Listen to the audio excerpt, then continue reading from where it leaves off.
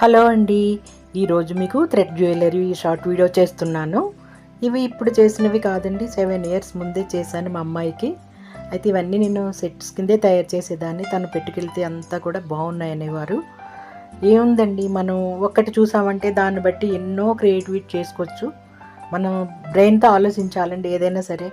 ఒక్కటికి 4 ఆలోచన వస్తుంది. ఎందుకంటే నేను ఇలాగే చేస్తూ ఉంటాను. ప్రతిదీ కూడా నాకు చాలా చాలా ఇంట్రెస్ట్ అండి. ఇటువంటి మెటీరియల్స్ అయితే నా దగ్గర చాలా ఉన్నాయి. నేను కొన్ని వీడియోలో పెడుతున్నాను. ఇదైతే కంటి మోడల్ చెవులు, ఇది బ్రాస్లెట్ అండి. ఇది ఇలా సెట్ కింద తయారు చేశాను. అన్నీ కూడా సెట్స్ కిందే తయారు చేశానండి. నేను ఇలా చేస్తుంటుంటే చాలామంది అడిగేవారు.